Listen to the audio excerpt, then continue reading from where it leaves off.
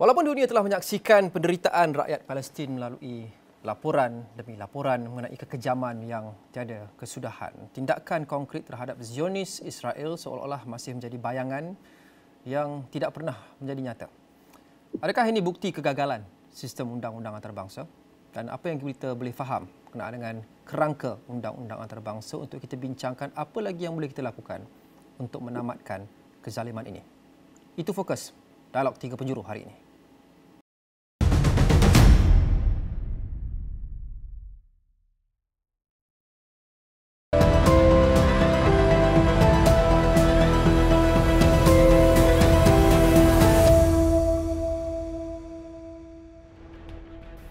Hari ini saya disertai oleh Profesor Dato' Dr. Rahmat Muhammad, Profesor Undang-Undang di UiTM, Dr. Jufitri Johar adalah pengurusi Global Peace Mission Malaysia atau GPM, dan Dr. Firuz Ali adalah pensyarah kanan Fakulti Undang-Undang dan Hubungan Antarabangsa Universiti Sultan Zainal Abidin atau UNIZA, Terengganu. Assalamualaikum semua.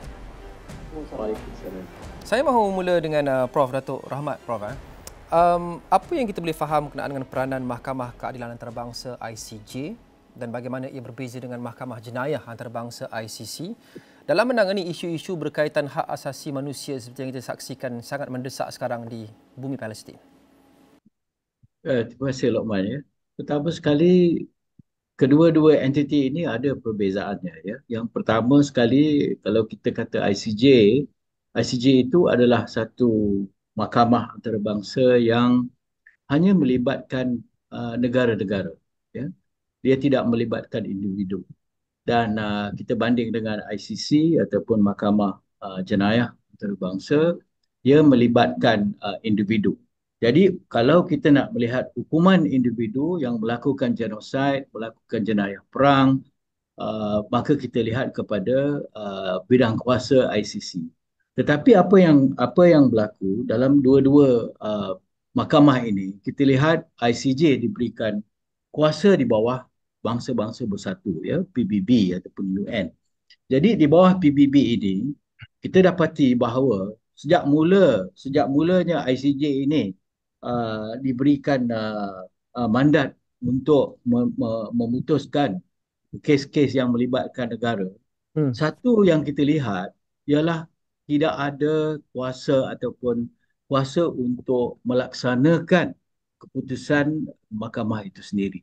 Jadi ini macam seolah daripada mula dia ditubuhkan, dia tidak ada apa-apa kuasa untuk melaksanakan keputusannya sendiri. Ya. Jadi ini yang berlaku pada masa ini. Kita lihat ICJ membuat banyak keputusan. Bukan sekadar keputusan melibatkan genosid umpamanya, tetapi juga keputusan-keputusan lain. Dan kebanyakan kes yang melibatkan ICJ ini hanya melibatkan bilateral ataupun hubungan dua hala antara negara. Umpamanya jika ada kes memutuskan tentang sempadan negara, ketika tentang sempadan negara. Jadi itu tidak ada masalah sangat jika dibandingkan dengan apa yang berlaku pada ketika ini. Di mana pada mulanya South Africa membawa kesnya ke ICJ itu melibatkan satu akta ataupun satu treaty ataupun convention genocide. Jadi ia melibatkan negara-negara ataupun multilateral bentuknya. Jadi di situlah kita lihat ICJ, kalau orang biasa nampak macam tidak ada kuasa untuk ICJ melaksanakan keputusannya sendiri. Tapi sebenarnya itulah salah satu daripada, kalau kita lihat kelemahan yang berlaku di dalam struktur bangsa-bangsa bersatu yang kita ada pada masa ini. Kelemahan dan jurang itu sudah tentu. Itu kita akan bincang sebentar saja lagi, Prof.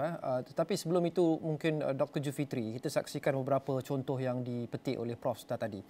Kedua-dua ICJ dan juga ICC, Mahkamah Jenayah Antarabangsa dan juga Mahkamah Keadilan Antarabangsa, sudah membuat banyak penghakiman yang menentang Israel sejak beberapa dekad lepas. Sejak 20 tahun lepas, 2004 pun ada, bahawa pada ketika itu ICJ memutuskan bahawa tembok atau dinding itu pembinaannya haram, yang memisahkan kawasan yang ditakluki ataupun occupied areas itu ditakrifkan ataupun dihakimi oleh ICJ sebagai sesuatu yang melanggar undang-undang antarabangsa.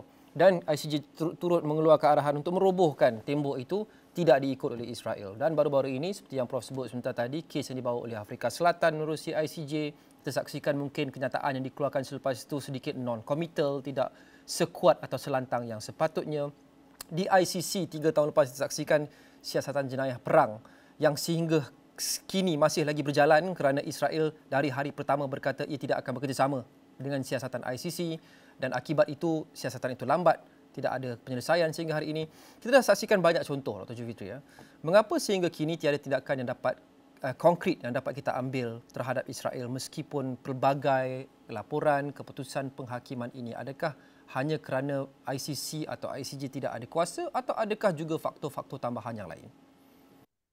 Ya, terima kasih Ustaz Rahman, rakan-rakan gandingan panelis. Seperti yang disebutkan tadi adalah menyebutkan bahawa terdapat banyak ruling-ruling ataupun keputusan-keputusan yang berkaitan dengan Israel, kerana kita lihat kita kena jelas bahawa fungsi ICC sebenarnya adalah untuk menegakkan keadilan dan juga mempertahankan hak asasi manusia, dan kita lihat pelbagai pelanggaran hak asasi semenjak 1948 Hari Nakbah kepada Palestin masih lagi tidak terbela sehingga kini. Sudah tentu kita lihat antara faktor-faktor yang menyebabkan tidak berlakunya orang kata penguatkuasaan, kerana kita lihat nature ICC itu sendiri adalah permasalahannya selepas telah orang disebut sebagai selepas diputuskan sesuatu keputusan, cabaran utamanya adalah pelaksanaan penguatkuasaan. Siapakah yang akan memastikan keputusan ataupun ruling ini akan dilaksanakan ataupun dikuatkuasakan ke atas negara?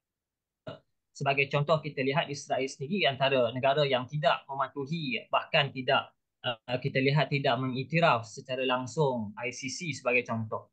So bagaimana kita melihat pelaksanaan kepada penguatkuasaan undang-undang ini akan berjalan dengan baik? Selain kita lihat pelbagai lagi faktor, sebagai contoh politik antarabangsa, sebagai contoh kita melihat seperti biasa dan ramai yang maklum bahawa Amerika antara pendukung kuat kepada Israel. Segala keputusan yang telah diputuskan sama ada di ICC ataupun di ICJ sudah tentu yang berkaitan dengan Israel sudah tentu akan disokong ataupun didokong ataupun dilindungi oleh kuasa-kuasa besar termasuk Amerika dan juga dan sekutu-sekutunya. Sebab itu kita tertanya juga mengapa dalam masa yang sama kenapa negara seperti Ireland, negara seperti South Africa, mereka antara yang terkehadapan memperjuangkan isu-isu ini, bahkan menjalankan usaha advokasi termasuk tindakan undang-undang untuk menekan Israel. Kita melihat sebagai contoh Afrika Selatan antara negara yang telah lama merasa penindasan atas kes seperti apartheid dan sebagainya.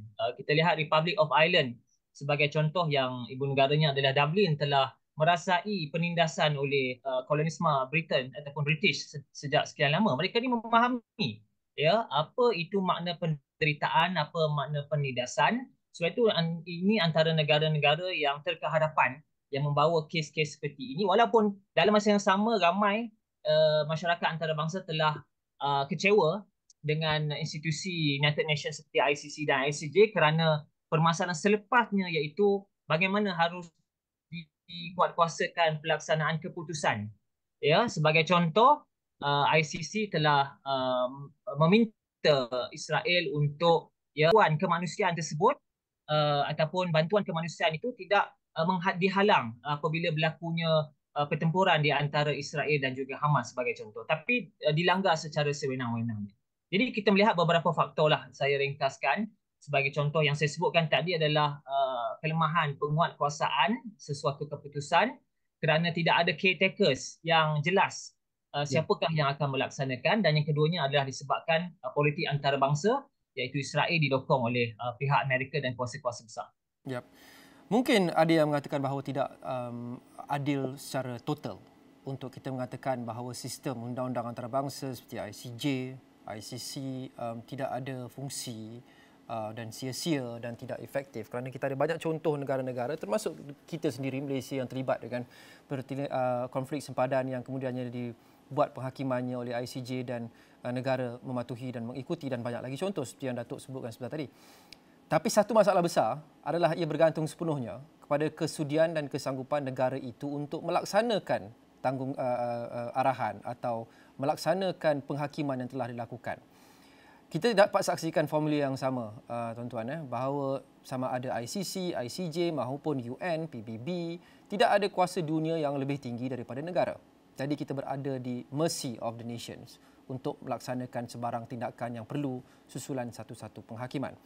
Tapi Dr. Feiruz, baik, itu adalah penyataan masalahnya. That's the problem statement. Kita mahu cuba lihat ke depan berkenaan dengan apa yang kita boleh lakukan untuk memperbaiki masalah ini. Dr. Feiruz, apa reformasi struktur yang boleh kita lakukan secara realistik maupun secara idealistik pada sistem undang-undang antarabangsa untuk kita mengelakkan salah guna kuasa ataupun insiden buli sebegini oleh negara-negara besar?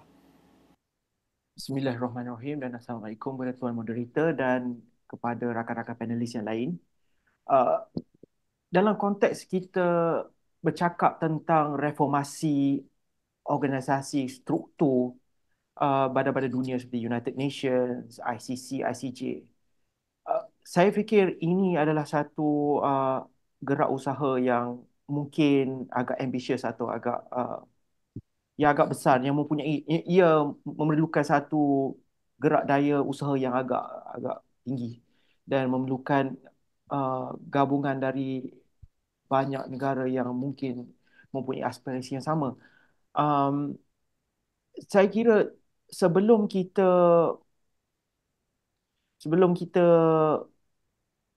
menengahkan idea tersebut, adalah lebih baik kiranya kita mencari alternatif daripada idea yang lebih besar seperti itu. Antaranya ialah dengan mencuba untuk mengurangkan kebergantungan kita, negara-negara Islam contohnya, kepada ekonomi negara-negara besar. Kita cuba mewujudkan satu jaringan yang baru di mana kita dengan pendekatan tersebut kita boleh menyahkuasakan kuasa-kuasa besar yang sekarang ini berada di apex ataupun penguasaan dunia itu sendiri. Contoh yang terdekat adalah dengan keputusan Malaysia baru-baru ini untuk menyertai BRICS. Itu boleh dikira sebagai salah satu pendekatan di mana kita sedikit sebanyak kita cuba mengurangkan kebergantungan kita terhadap kuasa dunia ini melalui ekonomi. Kita dalam, kalau boleh disimpulkan ya, kita jangan terus kita letakkan satu standard atau objektif yang sangat besar, contohnya ingin merombak sistem dunia yang sedia kala kerana ia akan mengambil masa yang lama, namun kita membuat satu parallel ataupun satu pendekatan yang lain sebagai satu strategi jangka masa panjang untuk kita terus melemahkan institusi keduniaan ini yang banyak didominasi oleh negara-negara barat. Ini pandangan saya. Baik. Terima kasih Dr. Feiruz. Jadi saya mau kembali kepada Prof. Rahmat. Kalau kita mahu, kalau Prof mungkin mahu memberikan respon kepada itu, memang sudah tentu kita boleh argue bahawa tidak ada solusi yang ideal. Apa yang Dr. Feiruz sebut itu pada saya masuk akal. Tetapi tidak asing daripada cabaran-cabaran yang kita mungkin hadapi. Untuk kita decouple, asingkan diri kita daripada sistem yang didominasi negara-negara kuat, termasuk dari segi undang-undang dan juga ekonomi. Mungkin respon dari Prof kenaan dengan apa solusi yang kita boleh laksanakan kepada struktur yang flawed ICJ dan ICC ini, dan apa cabaran yang kita akan hadapi, Prof? Mungkin saya nak respon daripada soalan reformasi ini ya. Memang sudah ada pandangan-pandangan untuk mereformasikan badan dunia ini, United Nations, ya. Especially utama sekali ialah Majlis Keselamatan yang didominasikan oleh 5 permanent members, ya, ahli kekal sejak penubuhan PBB tahun 1945. Sudah ada langkah-langkah untuk memecahkan dominasi ini ataupun monopoli oleh permanent five ini. Tetapi macam mana, saya setuju juga yang dinyatakan oleh Dr. Feiruz tadi, ia adalah satu cita-cita besar. Tapi cita-cita besar itu harus selalu diketengahkan supaya masyarakat dunia dapat selalu mewawarkan bahawa pentingnya ada pandangan-pandangan begitu. Salah satu daripada yang melemahkan undang-undang antarabangsa ini ialah kita telah mengikuti 300 tahun ya undang-undang antarabangsa yang dipelopori oleh negara-negara barat ataupun Eropah. Dan undang-undang antarabangsa kita ini adalah Eurocentrik, berbentuk Eurocentrik. Dan inilah masalahnya sebenarnya. Kerana undang-undang yang bermula 300 tahun dulu hanya mengiktirafkan negara sebagai ahli ataupun uh, yang mempunyai karakter uh, undang-undang antarabangsa itu. Jadi ataupun aktor dalam undang-undang antarabangsa. Jadi badan-badan ataupun the civil society ataupun masyarakat awam lain-lain tidak boleh ataupun tidak dapat mendominasikan apa yang berlaku di dalam dunia sekarang. Sebab di bawah PBB itu hanya 193 negara sahaja yang menentukan masa depan ataupun arah ataupun direction mana dunia nak pergi. Dalam 153 itu kita dapati 5 permanent members of UN Security Council yang menentukan arah tuju sebenarnya politik dunia sebenarnya. Dan di dalam itu ada macam-macam kumpulan G77, Small Island Group dan sebagainya. Jadi kebanyakan daripada negara ini adalah negara-negara yang bergantung ekonomi mereka kepada negara-negara besar ini. Jadi macam mana kita nak mereformasikan PBB itu sedangkan kita ada masalah dominasi negara-negara besar ini. Kerana kalau kita masukkan civil society seumpamanya, itu membolehkan mungkin pencapaian keadilan yang lebih bermakna. Tetapi ini tidak akan tercapai kerana selama 300 tahun kita masih lagi di bawah kongkongan apa yang dikatakan Eurocentric International Law ini.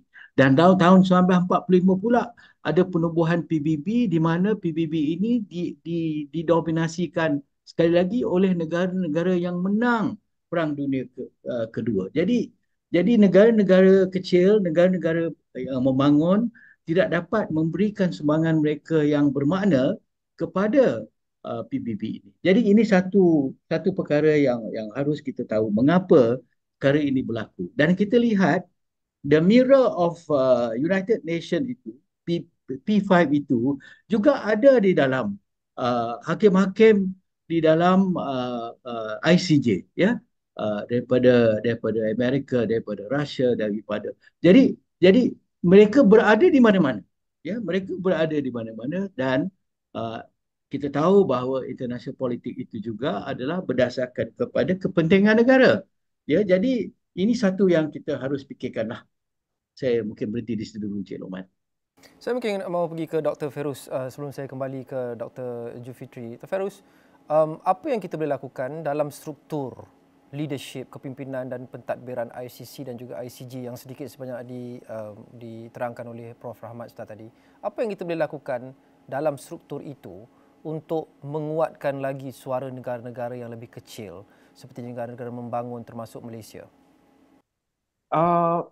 Saya fikir sebelum kita menguatkan leadership di dalam setiap badan-badan tersebut, kita juga harus mempunyai satu mekanisme ombudsman untuk memastikan tiada political lobbying dilakukan oleh negara-negara barat pada setiap keputusan yang akan dilakukan oleh organisasi ini.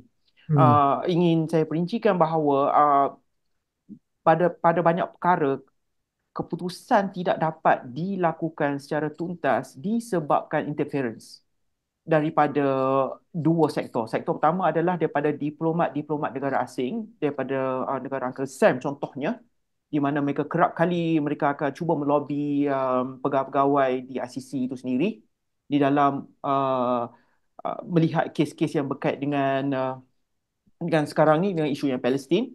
Dan juga kita harus memberi penumpuan kepada badan-badan ataupun agensi-agensi lobbying secara peribadi yang kerap kali menggunakan pengaruh mereka untuk mempengaruhi sistem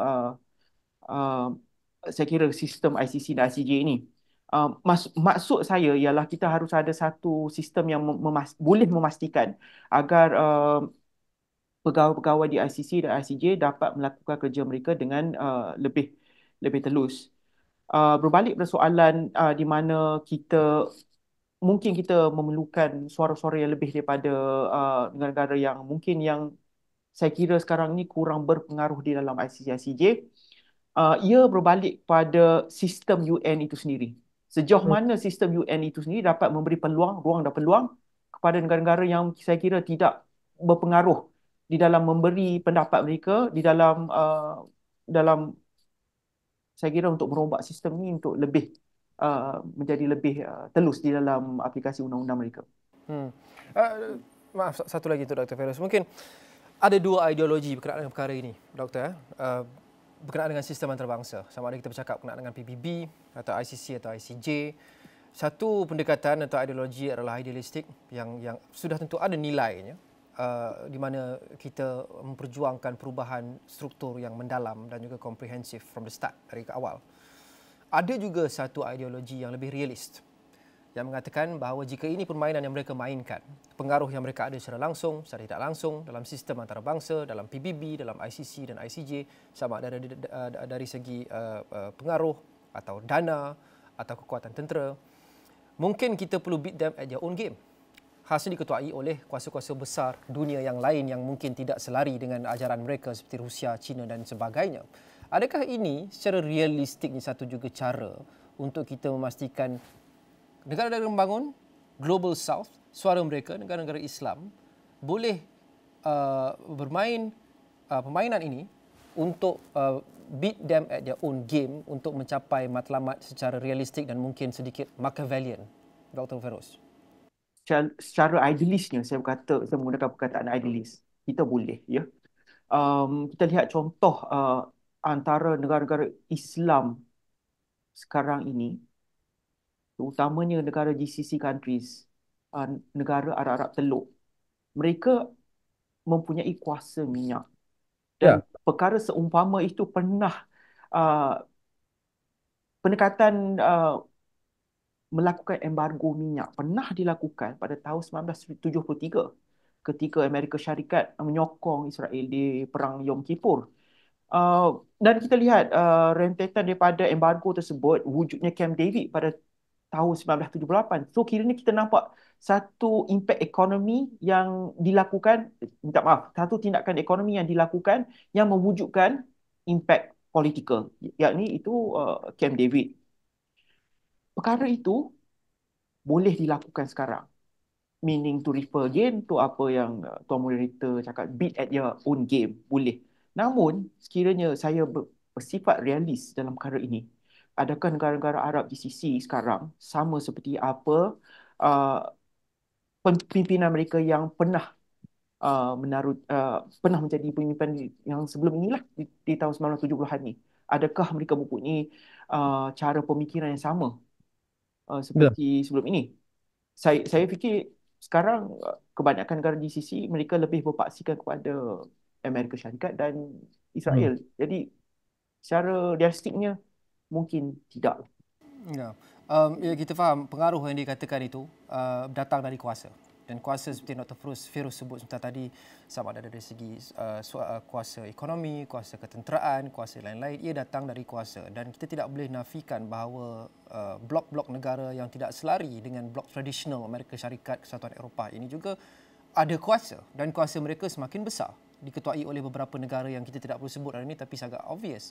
Dr. Julfitri, adakah pendekatan ini mungkin terlampau realistik atau counterproduktif untuk kita cuba mencari solusi baru yang inovatif kerana kita sudah bincangkan solusi yang sama sejak berdekad dan nyata bukan saja situasi tidak bertambah baik, malah ia bertambah buruk setiap tahun?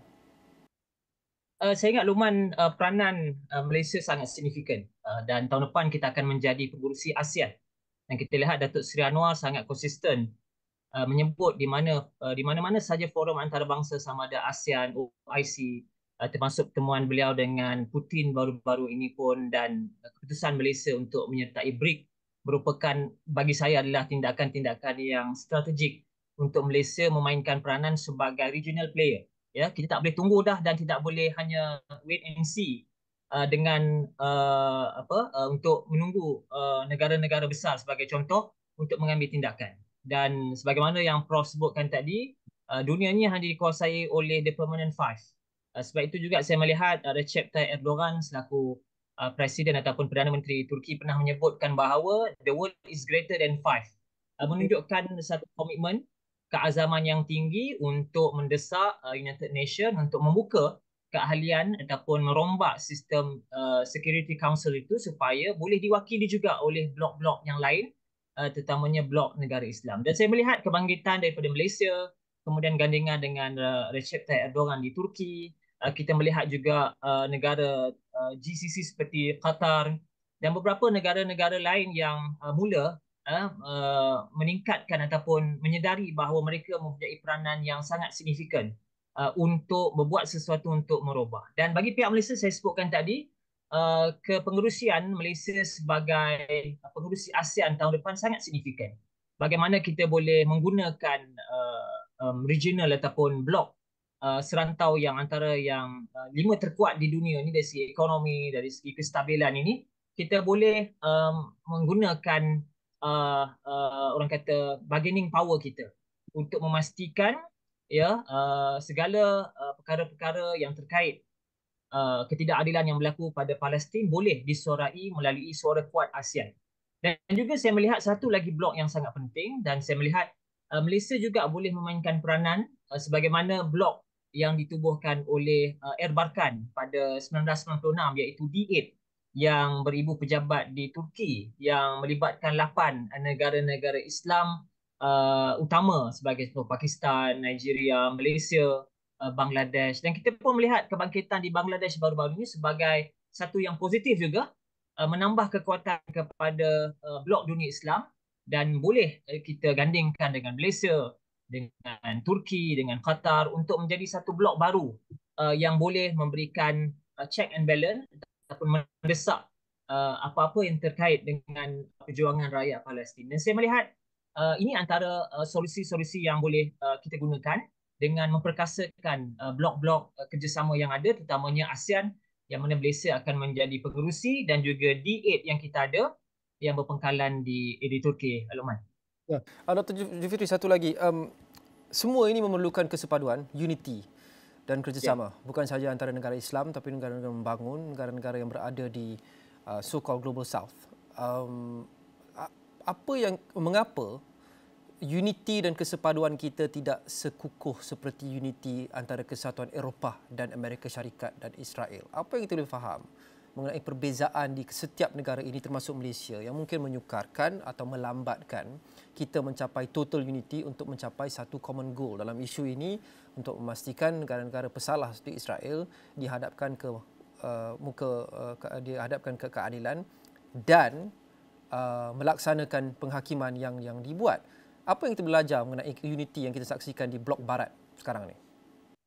Kita melihat mungkin kerana mereka mempunyai idealisme yang sama untuk apa yang Prof sebutkan pada awal tadi, mereka ada Eurocentric untuk memastikan mereka akan terus kekal berkuasa, menjadi dominan di pentas antarabangsa.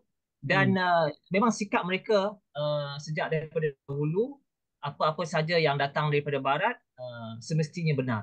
Apa yang datang daripada timur tidak semestinya bagus dan tidak semestinya boleh dipakai. Sebab itu kita melihat diplomat seperti Kishore Mahbubani, diplomat terkenal daripada Singapura yang menulis banyak literature yang membangkitkan bahawa Asia sebenarnya kita boleh buat sesuatu yang baik sebenarnya.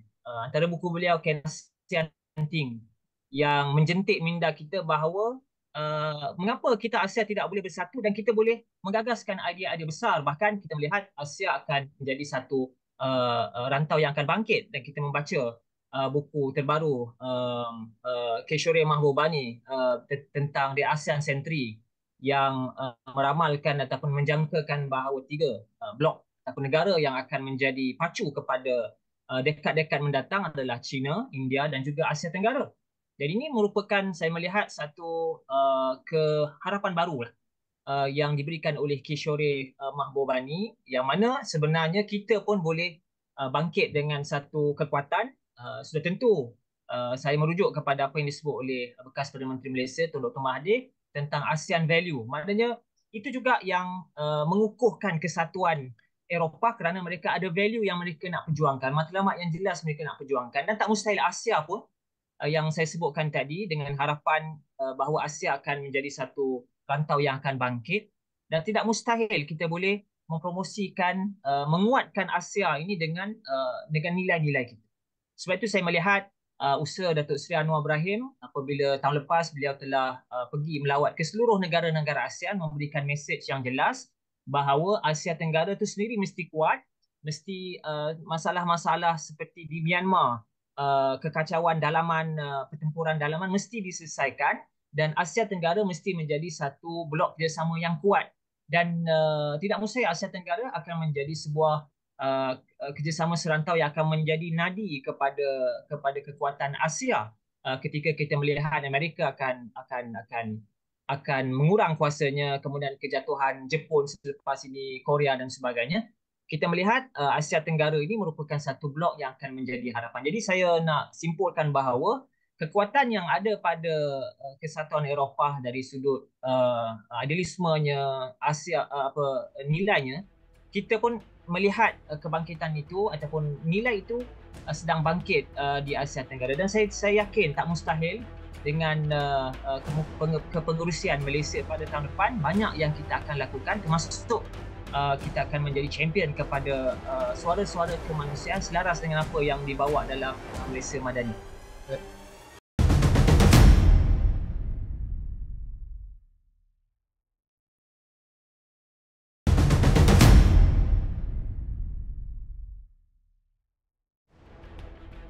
Prof Rahmat, perbualan berkenaan dengan keperluan untuk ASEAN bergerak dengan lebih bersatu padu ke hadapan. Ya, ini bukan satu perkara yang baru, kita sudah dengar lama, tetapi sehingga hari ini kita masih lagi belum capai satu tahap di mana unity itu atau kesepaduan itu sempurna atau cukup kuat untuk menjadi lebih efektif atau untuk mencapai potensi penuhnya. Tidak seperti kita saksikan unity antara Kesatuan Eropah, negara-negara Kesatuan Eropah sebagai contoh. Jadi apa yang kita boleh faham dan apa lagi yang kita boleh lakukan, cabaran yang kita hadapi dalam kalangan negara ASEAN untuk lebih bersatu padu, bergerak ke hadapan untuk mencapai satu matlamat kolektif, termasuk untuk mengubah struktur-struktur yang berat sebelah seperti PBB, ICC dan juga ICJ demi keadilan sejagat, Prof. Kita harus lihat perbezaan antara European Union dengan ASEAN.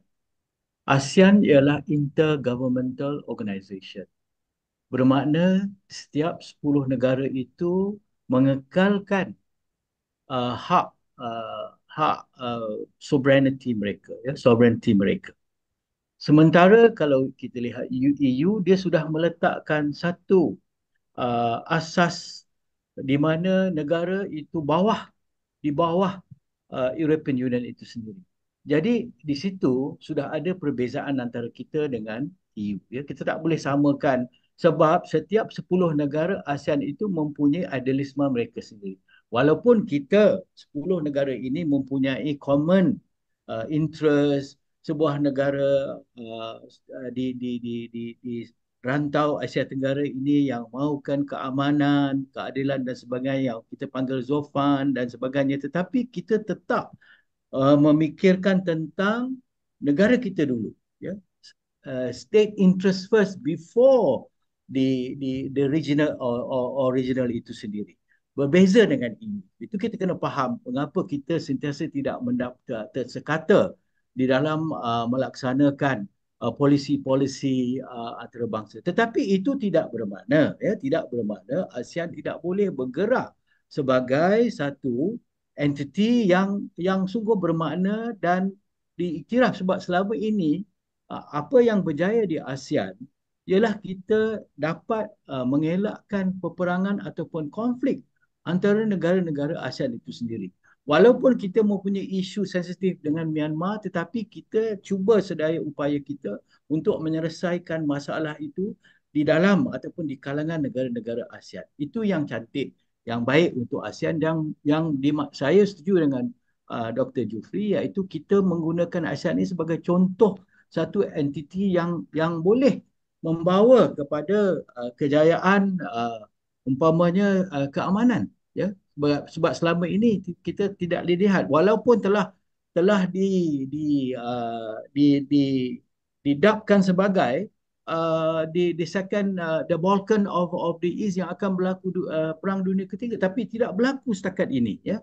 Jadi itu satu yang baik di mana ASEAN boleh menerajui ataupun boleh mengetuai negara blok-blok lain untuk mendapatkan keamanan untuk Palestin. Di situ saya nampak pentingnya. Satu lagi ya, Luqman, ialah kita harus mengenengahkan multilateralism daripada unilateralism. Apa yang berlaku di Eropah ataupun negara barat itu, mereka tidak sebenarnya ingin mengekalkan konsep multilateralism. Di bawah panji-panji PBB umpamanya, kalau kita lihat daripada 193 negara itu, majoriti negara mahukan keamanan. Majoriti negara ingin melihat Israel menamatkan serangan-serangan ataupun konflik dengan Palestin. Jadi kita harus mengenengahkan kepentingan multilateralism ini daripada unilateralism. Unilateralism ini adalah satu teori yang telah dibuat oleh juga negara barat untuk kepentingan mereka juga, ya. Tapi Prof Rahmat, mungkin kita tak boleh elak bahawa idealism itu ada, seperti yang Prof sebut. Boleh dikatakan idea penubuhan PBB dari awal pun, idea penubuhan League of Nations sebelum PBB pun didasarkan kepada konsep multilateralism. Selepas dua perang yang besar, mereka tidak mahu perang berlaku lagi. Tetapi walaupun mungkin bukan serta-merta, tetapi selepas beberapa tahun atau beberapa dekad akan ada kuasa-kuasa yang lebih kuat dan besar dan akan muncul sebagai dominan, dan mereka akan mula call the shots. Mereka akan mula mengawal. Itu hanyalah lumrah negara dan juga lumrah manusia. Jadi saya mahu alihkan perbincangan ini ke satu sisi yang lain pula untuk soalan seterusnya bagi Dr. Ferus. Kita bincang banyak berkenaan dengan tekanan luaran. Apa yang kita boleh lakukan untuk memastikan sistem ini diperbetulkan dan keadilan dicapai untuk Palestin melalui ICC dan juga ICJ dan sistem undang-undang antarabangsa khasnya. Tapi kita tak boleh elak juga daripada memikirkan berkenaan dengan faktor dalaman. Setelah tadi Dr. Ferus sebut bahawa pada tahun 70-an negara-negara Arab melaksanakan embargo minyak, dan itu antara faktor yang meningkatkan ketidakpuasan hati penduduk di Amerika Syarikat. Sebagai contoh yang perlu beratur panjang di stesen minyak yang dikatakan menjadi salah satu faktor, Presiden Jimmy Carter diundi keluar dan digantikan selepas itu. Kita tak boleh nafikan bahawa episod perang kali ini di Gaza paling teruk mungkin sejak Nakbah. Dan kita tidak boleh nafikan bahawa perubahan sentimen dan persepsi dalam kalangan masyarakat di Barat sangat besar berbanding dengan sebarang konflik sebelum-sebelum ini, dalam tahun-tahun sebelum ini. Dan juga tentangan daripada kalangan masyarakat dan rakyat di negara Barat juga semakin lantang terhadap pemimpin mereka. Adakah internal resistance atau sentimen dalaman mampu menjadi faktor yang cukup kuat untuk juga memberi tekanan kepada mereka yang berkuasa, termasuk presiden-presiden negara Eropah, termasuk kepada Kesatuan Eropah dan PBB dan ICC dan ICJ untuk akhirnya melakukan apa yang betul untuk mengubah struktur ini untuk menjadi lebih adil. Apa yang Dr. Ferus boleh komen berkenaan dengan kuasa rakyat di sana? Ya, saya kira kuasa masyarakat sivil ni sangat memainkan peranan yang penting di dalam mempengaruhi politik dalaman sesebuah negara, terutamanya di negara Amerika Syarikat, di negara United Kingdom dan sebagainya. Kita lihat sekarang terdapat beberapa NGO yang seakan pro-Palestin di negara-negara ini, yang menyuarakan pandangan mereka yang secara kritikal, terutamanya terhadap, contoh yang terdekat adalah terhadap sokongan Amerika Syarikat yang secara membuta tuli terhadap Israel. Mereka menyuarakan pendapat mereka dan mereka menjalankan demonstrasi dan sebagainya. Jadi kita lihat gerakan-gerakan ini sebagai seperti apa yang Luqman gariskan tadi, sebagai satu internal development. Yang menjadi persoalannya sekarang, bagaimana kita boleh mengekalkan momentum yang sedia ada sekarang, dan selain itu kita menyebarluaskan lagi sentimen ini di negara-negara yang saya dah nyatakan tadilah. Salah satu pendekatan yang mungkin kita boleh teroka adalah dengan mengadakan jaringan masyarakat sivil di antara negara Islam dengan masyarakat sivil di negara-negara yang tadi yang telah kita gariskan, Di mana jaringan ini kita lihat dengan cara pendekatan advokasi dengan memberi maklumat berkait dengan isu Palestin dari semasa ke semasa sebagai satu impetus untuk masyarakat sivil di negara-negara barat untuk terus menyuarakan pandangan-pandangan kritikal terhadap pimpinan mereka. Ini salah satulah masyarakat sivil boleh memainkan peranan. Dan saya rasa kira saya kalau keluar tajuk sikit lah.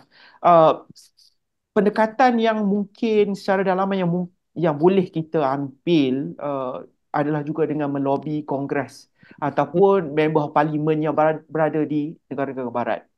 Um, uh, saya yakin kita boleh menggunakan diplomat-diplomat negara ASEAN di mana mereka boleh menggerakkan diplomat mereka di dalam bertemu dengan ahli-ahli Kongres, memberi maklum kepada ahli Kongres tentang pendekatan yang dilakukan oleh Israel di Palestin dan cuba mempengaruhi cara mereka berfikir tentang isu-isu yang berkait dengan apa yang sedang terjadi di Asia Barat. Kita kena cakna bahawa bukan semua ahli Kongres ataupun member parlimen di UK ini betul-betul tahu tentang isu yang berada di Asia Barat. Kebanyakan mereka itu telah dipengaruhi pemikiran mereka oleh IPAC. Itu Ya. di Amerika Syarikat. Kalau di United Kingdom, mereka ada NGO-NGO yang lebih kurang sama dengan itu. Ya, untuk Jadi untuk konteks IPAC adalah lobi Zionis di dalam politik Amerika Syarikat yang dikatakan lobi malah yang terkuat dalam politik negara itu. Kita perlukan counter lobbies dan counter lobbies ini boleh datang daripada kerajaan ASEAN ataupun masyarakat sivil daripada negara-negara yang bukan daripada negara barat inilah sebagai counter kepada pergerakan-pergerakan yang saya nyatakan tadi. Satu lagi untuk Dr. Feiruz. Dr. Feiruz juga adalah fellow penyelidik untuk Asia Middle East Center for Research and Dialogue. Dialog ini menarik, Dr. Feiruz, kerana sepanjang ini lebih kurang 40 minit lepas kita bincang dengan tekanan yang kita boleh berikan. Dalaman, luaran, perubahan struktur, lobby dan sebagainya. Dalam hal ini, sama ada dalam hal penstrukturan semula ICC, ICJ maupun secara amnya konflik Israel-Palestin ini, adakah masih ada tempat untuk dialog dan kompromi antara pihak-pihak yang terlibat atau adakah way past that, kita realis dan kita hanya melihat kepada cara-cara untuk menekan dan memaksa untuk mencapai matlamat masing-masing dan dialog itu sudah sesuatu yang berada di belakang dan kita tidak boleh capai lagi apa-apa melalui dialog dan diplomasi? Saya berpendapat we are way past beyond the current context that we are in. Kita bukan hegemon dunia yang boleh menggunakan pendekatan untuk merombak semua sistem ini. Dalam konteks dialog ini, saya fikir kita perlu bermula daripada zero, daripada bawah sekali di mana kita cuba memainkan peranan untuk menimbulkan perbincangan yang baru tentang bagaimana kita boleh mewujudkan satu tekanan terhadap struktur-struktur dunia yang kita ada sekarang ni, bermula daripada masyarakat sivil. Jadi kita bermula di bawah hingga ke peringkat kerajaan dan seterusnya ke peringkat antarabangsa. Jadi permulaan dari semua ini adalah melalui dialog atau perbincangan di peringkat akar umbi. Dr. Jufitri, selaku sekali lagi pengurusi Global Peace Mission, adakah peace, keamanan ini mesti dicapai oleh diplomasi atau dialog, atau jika kita bersifat mungkin lebih realistik, ada kadang-kala detik-detik di mana we are past dialog dan kita perlu mengambil langkah yang lebih keras seperti tekanan untuk mencapai keamanan. Sedikit ironi di situ Dr. Jufitri, tapi sama seperti apa yang Amerika Syarikat sebutkan baru-baru ini, iaitu mereka menyerang de-escalation through escalation. Satu ironi yang sangat besar dan mungkin pada setengah orang agak lucu. Apa komen Dr. Jufitri berkaitan dengan dialog dan juga tekanan ini untuk mencapai matlamat kita merubah struktur antarabangsa termasuk ICC dan juga ICJ? Ya, sudah tentu kita kena menggunakan pelbagai cara dan sebagai aktivis kita selalu menekankan kepada innovative solution. Sebab itu baru-baru ni kami menganjurkan the Global Youth and Peace Conference. Kita mengumpulkan 22 buah negara dan mengumpulkan beberapa ahli parlimen dan juga pemimpin-pemimpin muda. Dalam ucapan saya menekankan bahawa sudah sampai masanya kita mencari pendekatan-pendekatan yang inovatif dalam pelbagai segi dan pelbagai cara. Sebagai contoh yang saya sebutkan tadi, kita membuat hubungan kerjasama blok-blok yang dianggap boleh membantu kita untuk memperjuangkan isu Palestin. Sebagai contoh saya sebutkan tadi ASEAN. kemudian D8, dan juga kita perlu explore kan, hubungan yang baik yang Perdana Menteri pun sebut tentang the Global South, yang juga masukkan Ireland sebagai contoh, walaupun Ireland berada di paksi blok Eropah, tapi Republic Ireland kita boleh consider sebagai Global South sebab mereka merasai pengalaman ditindas, dijajah oleh British. Jadi negara-negara key seperti ini, Malaysia seharusnya engage dan berbincang bagaimana mereka boleh bersepadu untuk memperjuangkan isu ini. South Africa sebagai contoh, kita melihat baru ni pun bekas Menteri Luar datang ke Malaysia, seorang Muslim yang committed, yang membawa kes ni ke peringkat ICC. Dan juga kita jangan lupa perlu explore kerjasama dengan negara-negara Amerika Latin. Ya, saya ingat masa pemerintahan Tun Dr. Mahathir kita aktif membina kerjasama yang kuat dengan Selatan-Selatan dan juga beberapa kerjasama yang lain. Dan saya yakin dengan kepimpinan Malaysia ni kita kena explore dan mencari rakan-rakan yang mempunyai, ya, walaupun tidak perfect, sebagai contoh China sebagai contoh. Walaupun kita lihat China dilihat sebagai pro-Palestin, tapi masalah internal berkaitan dengan Uyghur dan sebagainya. Tapi sekurang-kurangnya kita boleh memilih negara-negara key ataupun negara-negara kunci yang boleh membantu dan bersama-sama dengan kita. Jadi kita kena gunakan pelbagai cara. Dan cara-cara yang lain sudah tentu yang sangat inovatif melalui yang dilakukan oleh pertubuhan masyarakat sivil, yang mana antara contoh BDS mesti meneruskan tekanan-tekanan yang ada, dan kita lihat BDS mempunyai kesan yang besar, dan kita melihat pun Israel ekonomi semakin merudum dan semakin tertekan dengan perang yang berlaku selama setahun, dan kita perlu ingat bahawa mereka diramalkan tidak lama. Cuma kita kena bekerja keras, mesti ada optimistic thinking untuk memastikan penindasan yang akan berakhir. Dan kita kena ingat kata-kata Trump. Beliau menyebutkan bahawa beliau memberikan hint. Dia kata kalau Kamala Harris menang, maknanya hayat Israel tu tinggal 2 tahun sahaja. Itu antara saya melihat signal-signal yang melihatkan kelemahan kekuatan Israel. Dan terakhir saya nak kongsi tentang sebagai contoh yang mungkin kita tak terfikir pun, ketika saya memantau pilihan raya Presiden Amerika tahun 2012, pada tahun 2012 antara Obama dengan Mitt Romney, kita buat kajian dalam kalangan generasi muda. Dan generasi muda kebanyakan pada ketika itu sudah tidak lagi peduli dan menyokong agenda-agenda berkaitan dengan Zionism kerana mereka tidak melihat ini sebagai satu yang signifikan. Jadi kesimpulannya, kita harus menggunakan pelbagai cara yang inovatif, sama ada kuasa melalui paksaan, melalui dialog, kerjasama dan sebagainya. Terima kasih Dr. Jufitri dan Dr. Feiruz. Prof. Rahmat, jadi saya selepas semua ini, saya mahu circle back kepada ICJ, topik yang kita mulakan sebentar tadi. Jadi pada penghujungnya, apa langkah-langkah konkret yang boleh ICJ atau ICC ambil untuk memastikan Israel dipertanggungjawabkan atas kezaliman mereka, kerana kita yakin bahawa akan ada kes-kes baru yang sudah tentu akan difailkan dalam masa-masa akan datang. Tapi kita tidak mahu penyudahnya sama seperti yang kita saksikan sejak 20 tahun lepas. Ada atau tidak langkah-langkah konkret yang mungkin baru yang kita tak pernah saksikan sebelum ini yang boleh diambil untuk bind Israel legally secara undang-undang? Saya lihat bidang kuasa ICJ itu ada dia punya had. Jadi apa yang perlu diambil tindakan sekarang ialah post ICJ, keputusan ICJ, ya. Umpamanya kes yang di mana ICJ telah memutuskan bahawa pendudukan Israel di wilayah Palestin itu adalah tidak sah, ya, illegal settlement dan sebagainya. Jadi sekarang ini kita sudah mendapat resolusi daripada UNGA di mana 124 negara telah hendak meneruskan apa yang telah di langkah-langkah yang telah dibuat oleh ICJ. Antaranya ialah meminta menamatkan, ya, pendudukan haram di wilayah Palestin dengan segera. Jadi ini satu dia mesti ada satu tindakan selanjutnya, dan tindakan selanjutnya diambil oleh UNGA, dan banyak lagi langkah-langkah yang telah diputuskan oleh ICJ. Umpamanya negara-negara anggota United Nations tidaklah menghalang ataupun membuat beberapa langkah-langkah supaya ada diplomatik ataupun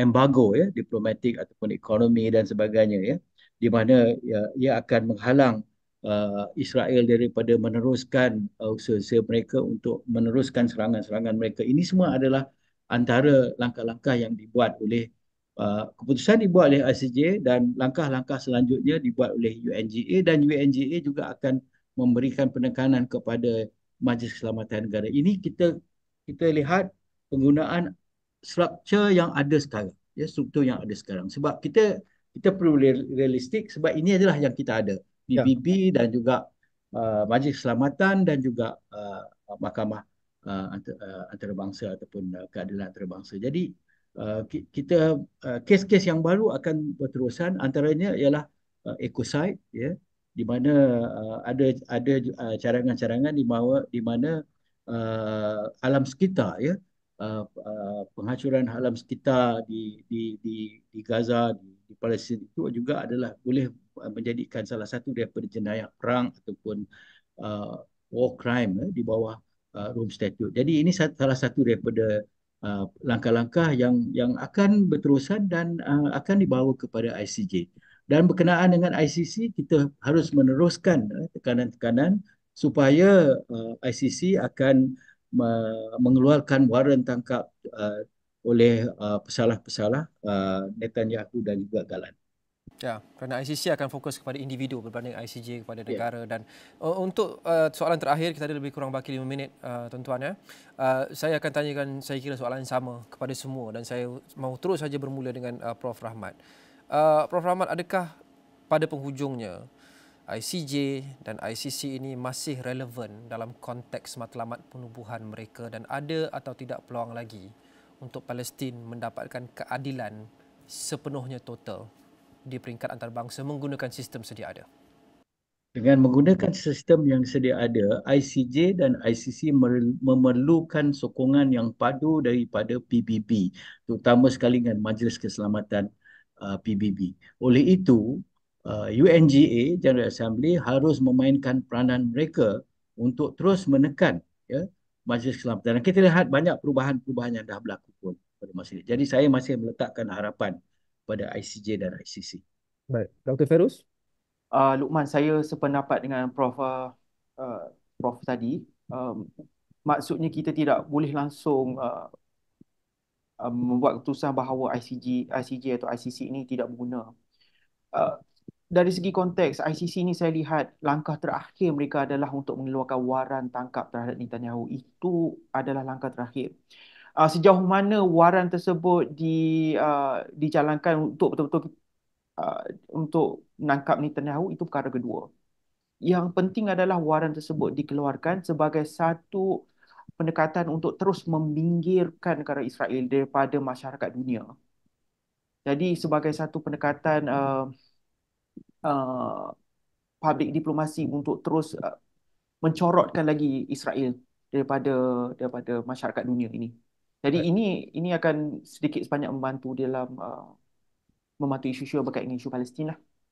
Baik, Dr. Jufitri. Saya melihat kita masih lagi perlu rely on ICC, cuma sebab apa yang telah diputuskan baru-baru ni adalah provisional measure, keputusan sementara untuk menyederhanakan ataupun menghentikan genocide. Cuma cabaran kita harus terus untuk mengumpulkan bahan-bahan bukti tentang jenayah perang dan pastikan bukti-bukti ini dikumpul, dan tidak mustahil dalam persidangan ICC ini kita akan terus membentangkan bukti-bukti jenayah perang untuk diputuskan oleh ICC pada akhirnya untuk membuktikan dengan terang bahawa Israel telah melakukan satu genocide. Dan yang keduanya terakhir, saya melihat bahawa Kuala Lumpur harus memainkan peranan yang proaktif sebagaimana kita pernah ada tribunal untuk menjenayahkan perang di Iraq. Saya yakin Malaysia boleh lakukan perkara yang serupa sebagai satu usaha advokasi untuk mendesak United Nations untuk mengambilkan tindakan yang tegas, terutamanya Majlis Keselamatan terhadap isu yang berlaku di Palestin. Baik. Mungkin bukan sistem itu yang masalahnya, tetapi salah guna sistem itu adalah masalahnya, kerana akhirnya ia balik kepada manusia yang menyalahgunakan sistem manusia yang ada kepentingan-kepentingan sendiri yang tertentu. Tapi terima kasih Dr. Julfitri Johar, pengurusi Global Peace Mission Malaysia, Dr. Feiruz Ali, pencarah kanan Fakulti Undang-Undang dan Hubungan Antarabangsa Universiti Sultan Zainal Abidin Uniza, Terengganu, dan sudah tentu Profesor Dato' Dr. Rahmat Mohamad, Profesor Undang-Undang UiTM. Perbincangan yang sangat menyeluruh dan sangat menarik. Terima kasih tuan-tuan. Terima kasih kepada anda menonton Dialog 3 Penjuru. Kita jumpa lagi. Assalamualaikum dan salam hormat.